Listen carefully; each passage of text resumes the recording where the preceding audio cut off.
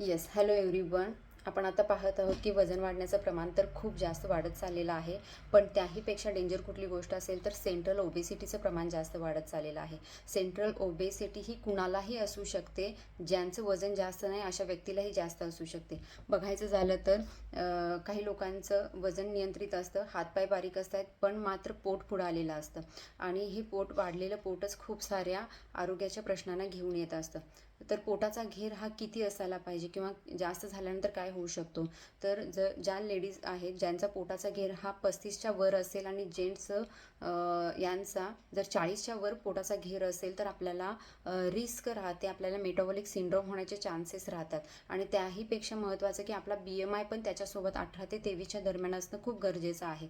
जेव्हा आपला पोटाचा घेर किंवा सेंट्रल ओबेसिटी ही जास्त असते तेव्हा आपल्याला कुठले कुठले हेल्थ चॅलेंजेस होऊ शकतात. तर सगळ्यात पहिलं आहे की आपल्याला टाईप 2 डायबिटीज होण्याचे चान्सेस राहतात, हायपर टेन्शन होण्याचा चान्सेस राहतो, इवन स्ट्रोक सुद्धा येण्याचे चान्सेस राहत असतात. एवढंच नाही तर आपल्याला लेडीज ज्या आहेत त्यांना PCOD, थायरॉईड सारखे प्रॉब्लेम होऊ शकतात.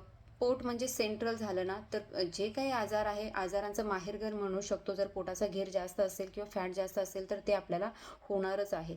मग नेमकं हे होतं कशामुळे? तर बऱ्याच काही आपल्या चुकीच्या जीवनशैलीमुळे ह्या सगळ्या गोष्टी होत असतात. जसं की आपल्याला खूप सारं फास्ट फूड खायची सवय असेल, खूप सारं गोड पदार्थ खायची सवय असेल, तळलेल्या गोष्टी खायची सवय असेल किंवा बऱ्याच जणांना अशी सवय असते की खूप रात्री उशिरा जेवणं आणि भरपेट जेवणं ही जर गोष्ट करत असेल, नॉनव्हेज खाण्याची खूप जास्त सवय असेल तर आपल्याला पोटाचा घेर किंवा जे विजरल फॅट आहे ते वाढण्याचे चान्सेस राहतात. काही लोकांना तर अल्कोहोल स्मोकिंग करण्याची पण हॅबिट असते, त्याच्यामुळे सुद्धा ह्या गोष्टी होत असतात.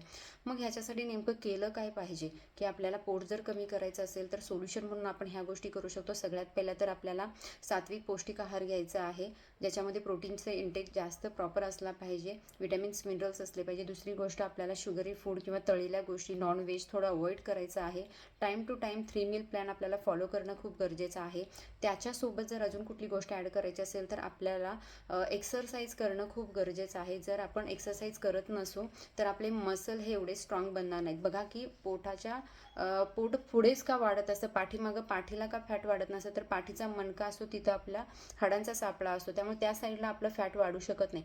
वाढतं ते पुढच्या बाजूलाच वाढत असतं, कारण तिथले मसल जर स्ट्रॉंग नसतील तर पोटाचा घेर हा वाढतच जातो. त्याच्यामुळे पोटाचे मसल पण आपल्याला स्ट्रॉंग करणं गरजेचं आहे. त्याच्याशी सुटेबल असे ॲप्स वर्कआउट जर आपण करत राहिलो तर लवकरात लवकर पोट कमी होण्यासाठी सुद्धा आपल्याला त्याची मदत होणार आहे. त्याच्यासोबत आपल्याला वॉटर इंटेक प्रॉपर पद्धतीनं ठेवायचं आहे. आपली लाईफस्टाईल चांगल्या पद्धतीनं आपण जर करतोय, खानपान व्यवस्थित करतोय तर 100% आपण आपली सेंट्रल ओबेसिटी कमी करू शकतो. जर तुम्हाला योग्य गायडन्सनी वजन पण कमी करायचं आहे, पोटाचा घेर पण कमी करायचा आहे तर तुम्ही मला खाली दिलेल्या नंबरवर कॉन्टॅक्ट करू शकता. मी नक्कीच तुमची मदत करेन. Thank you very much everyone. Thank you.